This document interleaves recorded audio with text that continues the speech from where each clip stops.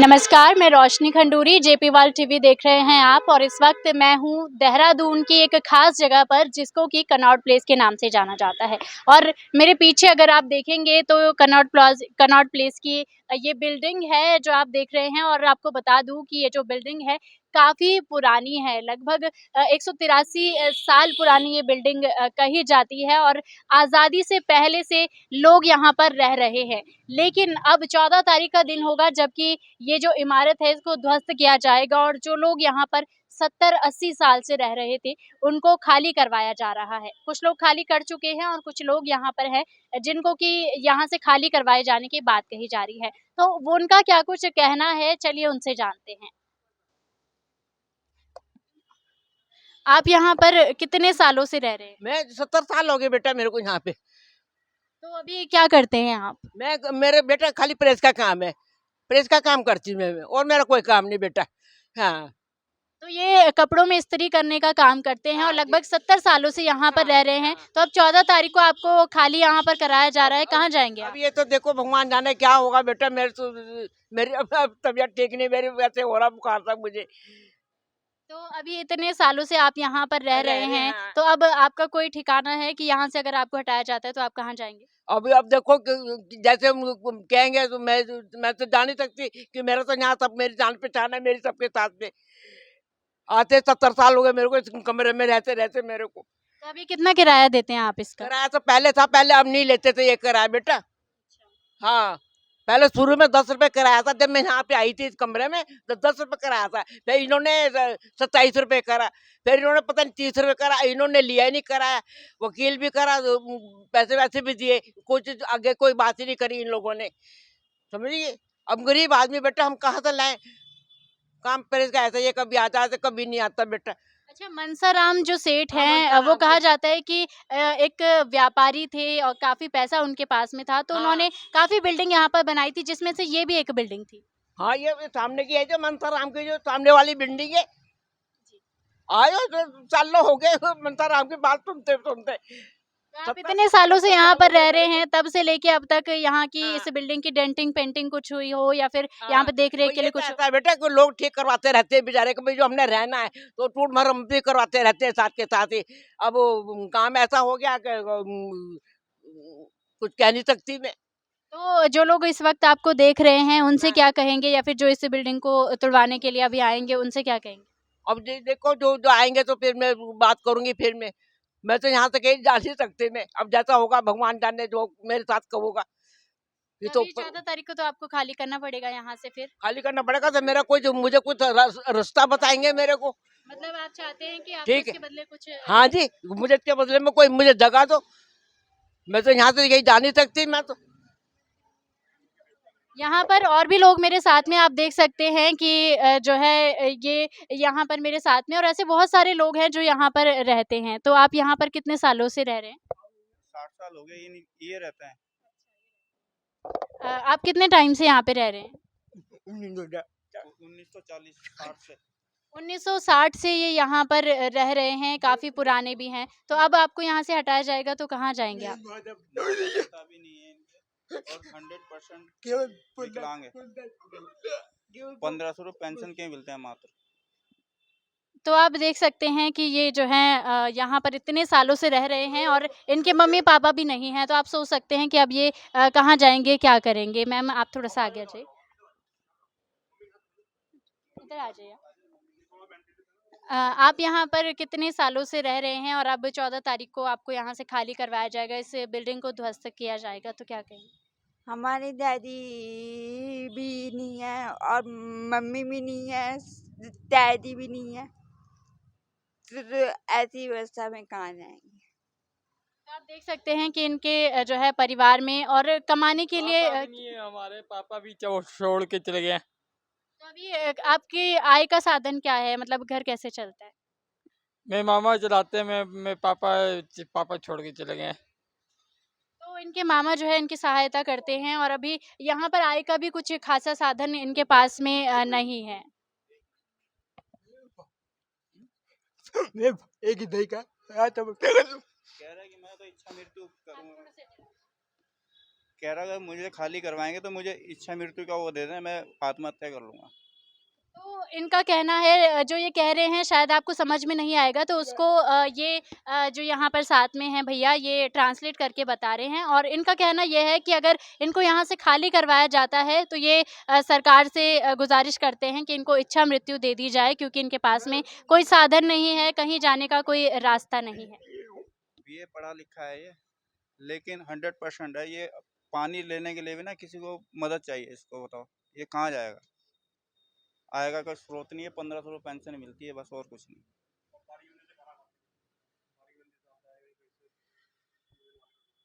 तो यहाँ पर आप देख सकते हैं कि लोग यहाँ पर काफ़ी ज़्यादा परेशान भी हैं क्योंकि इस बिल्डिंग को खाली करवाया जाएगा और यहाँ पे बहुत सारी दुकानें हैं, बहुत सारे घर हैं। यहाँ के बारे में जो स्थिति आप अभी देख रहे हैं इसके बारे में क्या कहेंगे? मैडम स्थिति तो देखो आप, बिल्कुल बहुत बढ़िया हो रही है। देखिए आप बिल्डिंग कितनी साफ सुथरी हो रही है, लोग कह रहे हैं गिरासू हो रही है।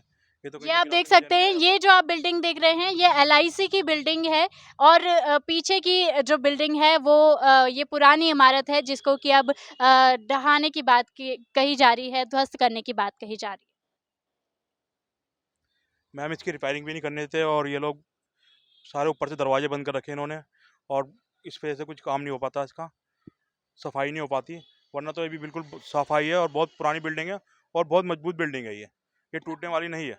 ये जो बिल्डिंग है कहा जाता है कि देहरादून की पहली ऐसी इमारत है जो तिमंजिला है और काफ़ी बड़ी भी है। दिल्ली के कनॉट प्लेस से जो है प्रभावित होकर के ये बिल्डिंग बनाई गई थी। तो ऐसे में लोगों के मन में संशय ये है कि कुछ लोग कहते हैं ये जो इमारत है बहुत ही जर्जर हालत में है, कभी भी टूट सकती है, कुछ भी हो सकता है।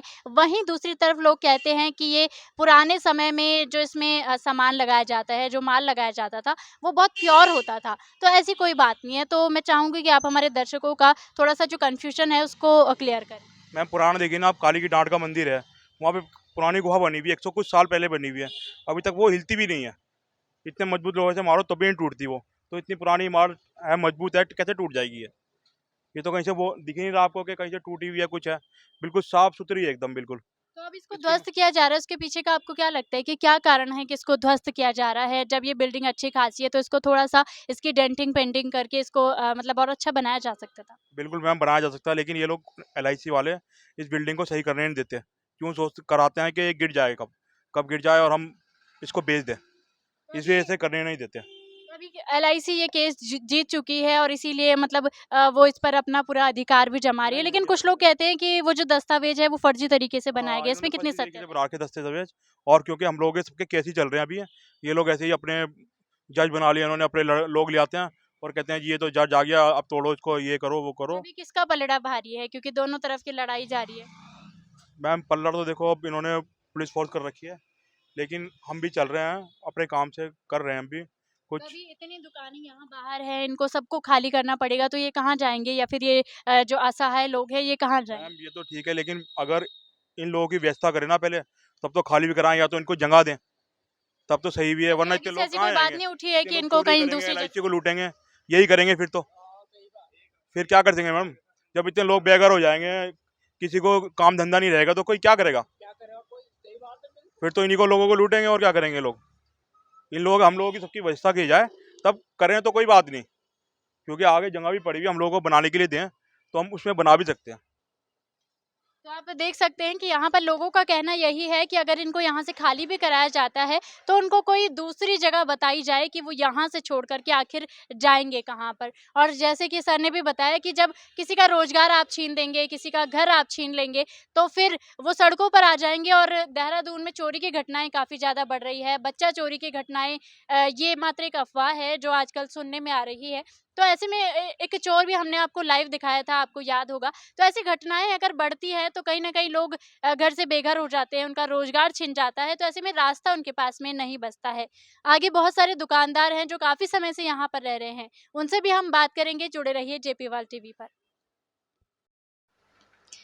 सेठ मनसाराम जिन्होंने कि एक सपना देखा था कि ऐतिहासिक इमारत बनाने का, और एक ऐतिहासिक इमारत बनाई भी जो कि दिल्ली के कनॉट प्लेस की तर्ज पर बनी थी।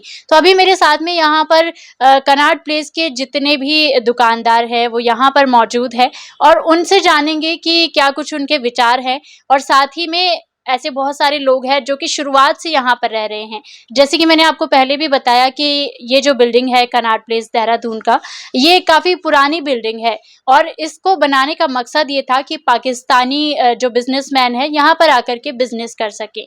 तो यहाँ के लोगों से यहाँ की बाकी की कहानी हम इन्हीं की जुबानी जानेंगे। सबसे पहले तो आपका बहुत बहुत स्वागत है जेपी वर्ल्ड टीवी पर। Thank you ji, thank you ji. तो मैं मैं चाहूंगी कि आप यहाँ की पूरी कहानी बताएं कि कैसे ये बसा था, क्योंकि आप यहाँ पर सबसे पुराने हैं और बहुत टाइम से यहाँ पर हैं। ऐसा है कि मैं लाहौर से आया हुआ हूँ और लाहौर से आने के बाद हम तो लाहौर से आने पर अपने हरिद्वार में स्नान करने के लिए हम अपने परिवार के साथ आए थे और स्नान करते करते ही 1947 के लगभग 1947 में ही हिंदुस्तान और पाकिस्तान का बंटवारा हो गया, जिससे हमें यहीं पे रहना पड़ा और हमारा जो पाकिस्तान में जाना दुर्लभ हो गया। और फिर हम वहाँ गए भी नहीं। हमारा जितना भी वहाँ धन था, हमारा पैसा था, हमारी दुकानें थी, हमारा घर था, सब वहीं पे रह गया और हम बिल्कुल अपने जो कपड़े हमने पहन रखे थे उसी में हमने रह के अपना जीवन जो है उसको स्टार्ट किया। और उसके बाद क्या हुआ कि हम हरिद्वार से हमारे पिताजी अपने परिवार को लेके घूमते घूमते देहरादून में आ गए और देहरादून में जब वो 1950 के लगभग आए, 1949 48-49 के लगभग जब वो आए तो उन्होंने देखा कि मनसा राम जी यहाँ पे बिल्डिंग का निर्माण कर रहे हैं। तो तब हमने मनसा राम से बात की, मेरे पिताजी ने, कि ये बिल्डिंग जो आप बना रहे हो, मैं लाहौर से आया हूँ और अब मैं वापस तो वहाँ जा नहीं सकता, तो आप अगर मेरी मर्जी की जगह मुझे बना के दे देंगे तो मैं यहीं पे वास कर लूँगा, यहीं पे रह लूँगा। तो तब मनसा राम जी ने कहा कि अगर आप 6 महीने की हमें गारंटी देते हैं कि आप 6 महीने यहाँ से कहीं नहीं जाओगे तो मैं आपकी मर्जी की जगह आपको बना के दूंगा। तब हमने मनसा राम ने कहा, आप 6 महीने की बात कर रहे हैं, मैं सारी उम्र यहाँ से नहीं जाऊँगा, आप मेरी मर्जी की, जैसे ही मेरी इच्छा है, क्योंकि मेरा फर्नीचर का काम है। मैं वहाँ भी लाहौर में भी फर्नीचर बनाता था, वहाँ लाहौर में मेरी फर्नीचर की ही दुकान थी, इसलिए मेरे अनुसार आप जगह का निर्माण कर दें, मैं कहीं और नहीं जाऊँगा। तब मनसा राम जी ने मेरे पिताजी के हिसाब से जैसे भी उन्होंने चाहा उन्होंने बिल्डिंग का निर्माण किया और तब से आज तक मुझे यहाँ रहते हुए 72 साल हो गए हैं और 72 साल से मैं यहीं पे बैठा हूँ और काम को कर रहा हूँ। LIC हमारे ऊपर ना होते हुए भी केस की जा रही है और जो केस उनको करने का अधिकार भी नहीं है, क्योंकि ये कानून है कि जो आदमी 16 सितंबर 1958 से पहले का यहाँ पे किराएदार है, उस पर ये जो एक्ट एक्ट के द्वारा हमारे ऊपर इन्होंने केस किया है, PP एक्ट 1971, वो हमारे ऊपर लगता ही नहीं है। वो उन पे लगता है जो 1958 से बाद के किराएदार हैं और इसलिए हम पर इन्होंने केस किया है जो कि नाजायज़ है। तो अभी तक कहा जा रहा है कि यहाँ पर बिल्डिंग में जो दस्तावेज हैं वो भी फर्जी लगाए गए हैं, उसमें कितनी सत्यता है? उसमें सत्य ये है कि जब मनसा राम जी ने ग्राउंड फ्लोर का निर्माण पूर्ण कर लिया था तो उसके बाद पैसे खत्म हो गए थे। तब उन्होंने क्या कहा कि फर्स्ट फ्लोर सेकंड फ्लोर बनाने के लिए उन्होंने भारत इंश्योरेंस से कुछ लोन की डिमांड की कि मुझे आप कुछ पैसा दीजिए ताकि मैं अपनी बिल्डिंग का निर्माण पूर्ण कर सकूं। और जिस पे भारत इंश्योरेंस ने मनसा राम जी को लोन दिया और उस लोन के आधार पर उसने ये बिल्डिंग को जो है कंप्लीट किया है। वो बिल्डिंग कंप्लीट होने के बाद जब मनसा राम जी ने देखा कि मैं इनको पैसा अदा करने में सक्षम नहीं हूँ, तो इसलिए उसने कहा भारत इंश्योरेंस से कि आप इसका किराया जो है आप ही लेते रहें, जब तक आपका किराया ख़त्म नहीं हो जाता तब तक आप किराया लें और उसके बाद जो जैसा भी होगा देखा जाएगा। और उसके थोड़े दिन के बाद मनसा राम जी ने अपना दिवाला निकाल दिया और दिवाला जब उन्होंने निकाला तो उसके बाद 1960 के लगभग भारत LIC का जन्म हुआ। वो LIC के आते ही उन्होंने किराएदारों को परेशान करना चालू कर दिया। और अभी एलआईसी तो बाद में आई है, आप लोग बहुत टाइम से मतलब शुरुआत से ही हैं, तो ऐसे में एलआईसी का आपके ऊपर हावी होना और अब 14 तारीख को यहाँ पर कह रहे हैं कि बिल्डिंग तोड़ दी जाएगी, आपको खाली कर दिया जाएगा। अभी पीछे कुछ लोगों से मैंने बात की तो उन लोगों का कोई साधन भी नहीं है कि वो कहाँ जाएंगे। कुछ लोग मानसिक रूप से या फिर शारीरिक रूप से असक्षम हैं, तो उनके पास कोई साधन नहीं है कि वो कहाँ जाएंगे या कोई ऑप्शन आगे से उनको मिला हो कि आप यहाँ से छोड़ के यहाँ चले जाइए। नहीं, बिल्कुल वो उन्होंने जो भी कहा है बिल्कुल सही कहा है। और ये जो एलआईसी कर रही है ये ज़बरदस्ती कर रही है और उसको ऐसा करना नहीं चाहिए। हिंदुस्तान में डेमोक्रेसी है, सभी को अधिकार है, बोलने का अधिकार है और उसी हिसाब से उन्हें चाहिए एलआईसी को। अगर वो पहले तो वो एलआईसी, जहाँ तक मेरा विचार है, एलआईसी इस जगह का मालिक है ही नहीं, क्योंकि जब मनसाराम जी ने अपना दिवाला निकाला था तब उन्होंने, जब आदमी कोई अपना दिवाला निकाल देता है तो वो सेल डीड कर ही नहीं सकता। जब एलआईसी के बाद सेल डीड ही नहीं है तो एलआईसी मालिक कैसे हो सकती है और कैसे वो पब्लिक के ऊपर केस कर सकती है। लेकिन अभी तो केस एलआईसी जीत गई है। इसमें कोई शक की बात नहीं कि एलआईसी केस जीत गई है और जीतने का कारण ये है कि हमारे वकील जो हैं सही ढंग से लड़े नहीं। और यहाँ पे डिस्ट्रिक्ट कोर्ट का जज था उसने हमारी बातों को सुना ही नहीं। और हाई कोर्ट में हम जाने में, उम्र के हिसाब से जाने में विकसित रहे, जिसकी वजह से केस जो है वो एलआईसी की फेवर में चले गया। हमारे वकील अच्छी तरह से केस को लड़े ही नहीं। तो अब 14 तारीख नज़दीक है, तो अब आगे आप क्या करने वाले हैं? आगे का क्या प्लान है? आगे हमने क्या करना है, यही करना है कि अपने आप को अपने ऊपर पेट्रोल छिड़क के आग लगा लेंगे, अपनी आत्महत्या कर लेंगे। और क्या कर सकते हैं, हम कहाँ जा सकते हैं? हमारे पास कोई स्थान नहीं। मैं 80 साल प्लस का हूँ और मैं कहाँ जाऊँगा? ना मेरे पास कोई जगह है, ना मेरे पास पैसा है। 2 साल पहले मेरी धर्मपत्नी का भी देहांत हो गया है और जो मेरे पास पैसा था सब मैंने उस पर खर्च कर दिया है। अब तो मैं खाने को भी मोहताज हूँ। अगर एलआईसी चाहती है कि जो वृद्ध आदमियों को ऐसे ही किया जाए तो मैं उसके लिए तैयार बैठा हूँ।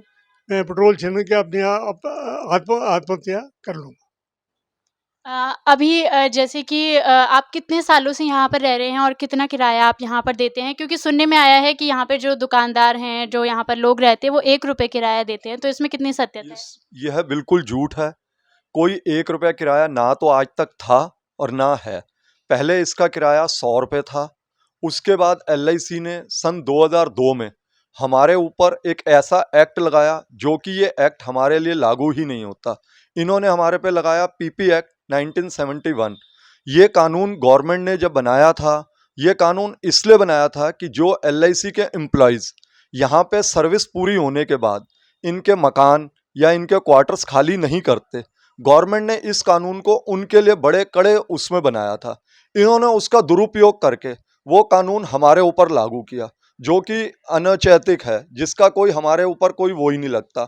और उस कानून के तहत ये हमारे से बिल्डिंग को पहले ही दिन से, जिस दिन से एलआईसी इस बिल्डिंग के लिए मालिक बनी, पहले ये मनसाराम जी की थी, फिर ये वो भारत इंश्योरेंस की रही। भारत इंश्योरेंस से इसमें मर्ज होते ही इन्होंने हमारे ऊपर जैसे एक तानाशाही के रूप में हमारे को शुरू से तंग करना शुरू किया।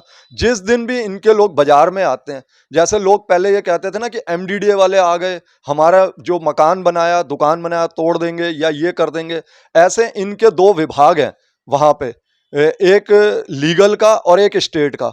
वहां से गुंडा राज की तरह ये लोग इकट्ठे आते हैं और आते ही जैसे अति आक्रमण वाले आते हैं ना, एक झटके में आएंगे, अपने साथ में खूब सारे गार्ड्स ले आएंगे, बाजार में एक ऐसी दहशत फैलाते हैं कि जो इससे लोगों के दिलों में एक दहशत बनी रहे, और आते ही हमको मतलब गुंडा राज की तरह हमारे को धमकाते हैं कि दुकानों से बाहर निकल जाओ। मतलब कभी आप उस दृश्य को देखेंगे तो आपके रोंगटे खड़े हो जाएंगे कि ये कैसा गुंडा राज चल रहा है देश में। और इसके ऊपर ना तो कोई सरकार और ना कोई और, इनके वो उसका विरोध करती है। हमें आज तक यह नहीं समझ आ रहा, जबकि ये बिल्डिंग 20 साल बाद में बनी है। इससे पुरानी बिल्डिंग सामने ओल्ड कैनाट प्लेस है, उस बिल्डिंग को क्योंकि सेठ बाल गोपाल दास जी ने अपने हैंड ओवर कर लिया था, उसमें लोग आज भी पनप रहे हैं। LIC इसको खुद झूठे वो डाल के इन्होंने, हम जब से इनसे RTI में पूछा गया तो इन्होंने अपने बयानों में खुद लिख के दिया कि सब कुछ शून्य है, और ये झूठ मुकदमे डाल के हमें जो है इस बिल्डिंग को गिरासू की श्रेणी में ला रहे हैं, जबकि ना ये बिल्डिंग गिरासू की श्रेणी में है और ना कोई सुप्रीम कोर्ट से हारा है। सुप्रीम कोर्ट में एक मुकदमा किसी के गोडाउन का गया था, वो व्यक्ति एक केस में हारे हैं, बाकी पूरी बिल्डिंग में से अभी तक कोई सुप्रीम कोर्ट का मुकदमा नहीं है। ये झूठे वो करके लोगों में एक दहशत फैला रहे हैं, मीडिया को, और उसमें सब जगह झूठ बता रहे हैं। जहां भी जाते हैं कि ये लोग सुप्रीम कोर्ट से हार गए, सुप्रीम कोर्ट से एक मुकदमा हमारे बाजार के एक व्यक्ति अपने गोडाउन का हारे थे, ना कि कोई पूरा बाजार हारा हुआ, और ना ये गिरासू की श्रेणी में। इनके खुद मेंबर्स ने और वो उन्होंने रिपोर्ट में लिख के दिया हुआ कि हमारे ये जितने बयान हैं शून्य है। तो अभी अगर देखा जाए तो यहाँ पर पीछे मैंने देखा जो लोग यहाँ पर रहते हैं, आधे से ज़्यादा लोग खाली कर चुके हैं, और जो बाकी लोग हैं उनके पास में कोई जगह नहीं है, वरना शायद वो भी यहाँ से खाली कर चुके होते। तो ऐसे में एकता की अगर मैं बात करूँ, कहते हैं एकता में शक्ति होती है, तो अगर सब लोग आप साथ में आवाज़ उठाते तो शायद कुछ हो सकता था, लेकिन काफ़ी लोग तो पहले ही खाली कर चुके हैं। ऐसे में आपको कितनी उम्मीद है कि बाकी लोगों की सुनी जाएगी या उनका कुछ हो पाएगा? ऐसा है, वो इनकी साजिश तले इन्होंने ऊपर की जो सेकंड फ्लोर थी उसके जितने भी मकान थे, इन्होंने क्या किया, उनकी सीढ़ियों में दीवारें चढ़ा दी, उनके मकानों की खिड़कियों में देखो दीवारें चढ़ा दी। इन्होंने शुरू से इसको ऐसी साजिश तले रचा। आपको अगर हम अभी भी दिखाएंगे सत्यवाहार के ऊपर और जितनी मकान दुकानें हैं, सब में इन्होंने खिड़कियों पे भी दीवारें चढ़ा रखी, रास्ते भी बंद कर रखे। जब जिस बिल्डिंग के चारों तरफ से आने जाने का रास्ता बंद हो जाएगा, ऊपर पानी भरेगा तो वो नीचे की बिल्डिंग में मार करेगा। इन्होंने ऐसा मंशा कई सालों से बना रखा है कि इस बिल्डिंग को गिरासू की श्रेणी में लाया जाए, परंतु सरकार हमारा पूरा साथ दे रही है, सरकार हमारे को पूरा समर्थन दे रही है, हमारे को सरकार की तरफ से कोई वो नहीं है। परंतु LIC जो है यहाँ के लोगों पे बहुत जुल्म ढा रही है, और जुल्म शुरू से ढाती आई है। जिस दिन से LIC का निर्माण हुआ उस दिन से, ये कहने को तो 66 साल हो गए, ये अपना 66वां जन्मदिन मना रहे हैं, परंतु हम लोगों के ऊपर ऐसा जुल्म करके मना रहे हैं कि लोगों का जीना हराम कर रखा है। ऐसे ऐसे लोग जो कोई विकलांग हैं, कोई मानसिक रूप से हैं, कोई धोबी हैं, कोई कैसे हैं, जो एक टाइम का भोजन भी अपनी व्यवस्था नहीं कर सकते। भवन श्री कालिका माता समिति की ओर से उन परिवारों को रोज का भोजन आता है, उनको बिजली फ्री हम लोग दिलाते हैं, बाजार के लोग पैसा इकट्ठा करके उनको रोज का भोजन की व्यवस्था कराते हैं, और LIC ऐसे लोगों पे भी जुल्म ढाने की वो कर रही है। क्या इन्हें भगवान का कोई डर नहीं है? LIC का स्लोगन ही है जिंदगी के साथ भी और जिंदगी के बाद भी, तो अभी तो वो इन लोगों का ही साथ नहीं दे पा रहे हैं, तो जिंदगी के बाद भी जो उनका स्लोगन है, कहीं ना कहीं वो उस पे भी खरे नहीं उतर पा रहे हैं। कहीं ना तो LIC जीवन के साथ थी और ना जीवन के साथ है, ना हमें बाद में इनसे उम्मीद है, ना हम अपनी पीढ़ियों को, आने वाली पीढ़ियों को क्या बताएंगे। हमारे बच्चे कहते हैं पापा इंश्योरेंस करा लो, हम कहते हैं भूल के भी बेटा ये गलती मत करना, क्योंकि LIC सबसे बड़ी धोखेबाज कंपनी है, और इस पे ना तो विश्वास किसी को है और ना करना। आपकी किस चीज़ की दुकान यहाँ पे, कितने टाइम से आप यहाँ? मेरा यहाँ पर सैलून है। 58 में मेरे फादर ने जो है यहाँ पर ये इस्टेब्लिश किया था सैलून, तब से हम यहाँ पर हैं और कारोबार अपना कर रहे हैं।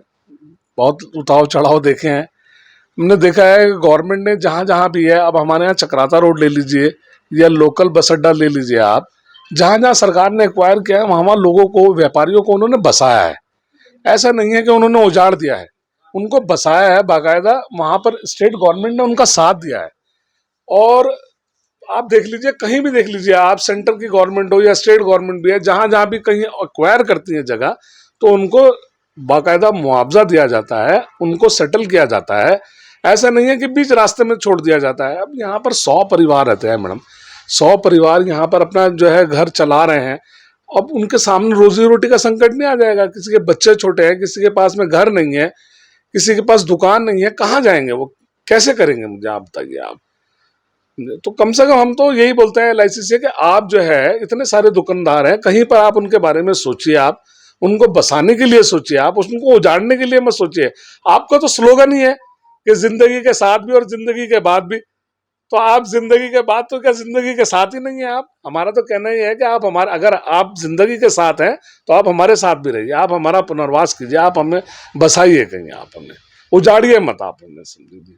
हमारा तो एक यही कहना था। इतने पुराने पुराने लोग हैं, अब आप ये देखिए, आप जिन्होंने अपना पाकिस्तान में सब कुछ खो दिया मैम, सब कुछ खो के अब ये यहाँ आए हैं, और यहाँ आने के बाद में आज फिर इनके सामने वही स्थिति खड़ी हुई है जो एक इनके सामने पहले स्थिति, जो जो पार्टीशन से पहले की स्थिति थी, आज पार्टीशन के बाद में इनके सामने वही स्थिति खड़ी हुई है। आप मुझे बताओ, इनकी 2 बेटी हैं, वो अपने घर की हैं, वाइफ की इनकी डेथ हो गई है, कहाँ जाएंगे मुझे बताओ? बेटा इनका है नहीं कोई, कहाँ जाएंगे मुझे बताओ आप?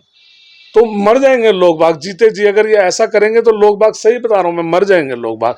सबसे बड़ी मार होती है कारोबार की, अगर इंसान कारोबार से अगर खत्म हो जाए, टूट जाए, तो बहुत मुश्किल होता है। कोरोना से अभी 2 साल तो हो गए, कोरोना से जूझते जूझते अब थोड़ा बहुत खुला है, काम धंधे खुले हैं, अब ये सब संकट आके खड़ा हो गया है। कागजी कार्यवाही की अगर बात की जाए तो अभी तक क्या कुछ पेपर्स में क्योंकि दोनों अगर बात की जाए एलआईसी की और यहाँ के लोगों की, दोनों की लड़ाई चल रही है, तो अभी तक कागजी क्या कुछ कार्यवाही हुई है आपकी तरफ से, उनकी तरफ से? नहीं, बहुत सारी कार्रवाई हुई है हमारी, हमने इसके ऊपर काम किया, पीपी एक्ट के ऊपर भी हमने काम किया, सरकार को हमने बताया, सरकार भी उसमें जो है विचार कर रही है, और सरकार ने बोला है, स्टेट गवर्नमेंट ने बोला है, हम आपके साथ में हैं और आपका पूरा सहयोग करेंगे, हम आपका हर पिछले जो मुख्यमंत्री थे उन्होंने भी हमारा साथ दिया, ये भी हमारा, ये मुख्यमंत्री हैं, ये भी हमारा साथ दे रहे हैं, और कागजी कार्रवाई भी चल रही है, ऐसा नहीं है कि नहीं चल रही है, कागजी कार्रवाई भी चल रही है।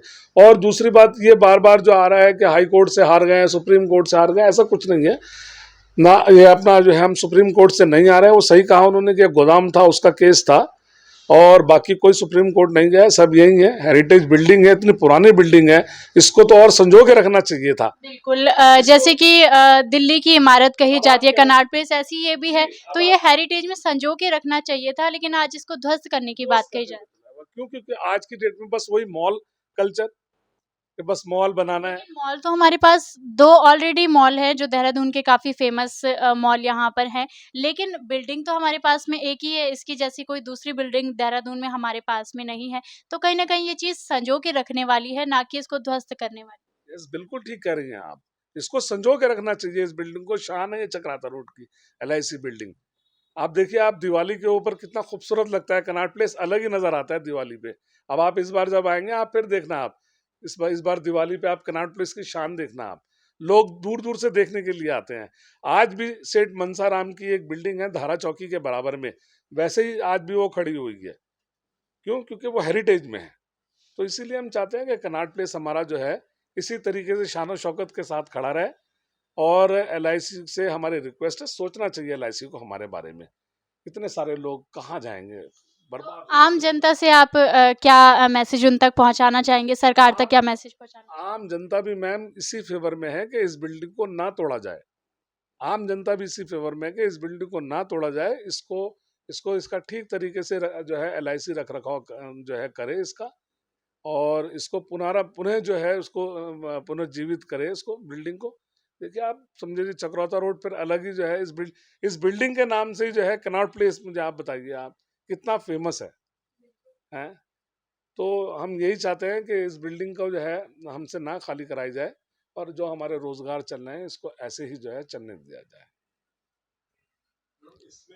एलआईसी का कहना है कि ये जो बिल्डिंग आप मेरे पीछे देख रहे हैं, जिसे कि कनॉट प्लेस के नाम से भी जाना जाता है, ये गिरासू की श्रेणी में आती है, लेकिन इसकी हालत अगर आप देखेंगे तो एकदम बढ़िया इसकी हालत है, और इसमें जो दीवारें हैं वो काफ़ी मजबूत हैं, तो गिरासू की श्रेणी में किसी भी तरीके से ये देखी नहीं जा सकती है। पीछे जो लोगों से हमने बात की उसमें भी आपने देखा कि लोग जो है मानसिक रूप से असहाय हैं, शारीरिक रूप से भी कुछ लोग विकलांग हैं। ऐसे में संकट उनके ऊपर काफ़ी आ चुका है। लोगों ने क्या कुछ कहा वो तो आपने देख ही लिया, और कहीं न कहीं रोजी-रोटी का संकट भी उनके ऊपर आ जाता है, क्योंकि कमाई का कोई ख़ासा साधन नहीं है। महिला आपने देखा जो कि धोबी का काम करती है, कपड़ियों पर इस्त्रियाँ करती है, दिन का लगभग 10-12 रुपए एक परिवार से उनको मिलता है। ऐसे में उनकी रोजी-रोटी भी ढंग से नहीं हो पाती है, बाज़ार के जो लोग हैं उनको सहायता प्रदान करते हैं, उनके घर का राशन भरते हैं। ऐसे में अगर घर से भी बेघर वो हो जाते हैं तो कौन उनका भरण-पोषण करेगा? कुछ लोग ऐसे हैं जिनके मम्मी-पापा भी नहीं हैं, तो कहीं न कहीं संकट उनके ऊपर काफ़ी आ चुका है और अगर किसी से रोज़ी-रोटी ही छीन ली जाए, उनकी दुकानें ही छीन ली जाए, तो ऐसे में आखिर वो कहाँ जाएँगे, ये एक बड़ा सवाल है क्योंकि उनको बैकअप में कोई जगह नहीं दी गई है कि आप ये जगह छोड़ कर के कहीं और चले जाएँ। तो अभी 14 तारीख को क्या कुछ होता है वो तो आने वाला वक़्त ही बताएगा। फिलहाल के लिए ऐसी ही खबरें आगे भी आपको आगे की अपडेट दिखाते रहेंगे। तब तक के लिए जुड़े रहिए जेपी वर्ल्ड टीवी पर। मैं रोशनी खंडूरी, कैमरामैन अंकित बिष्ट के साथ।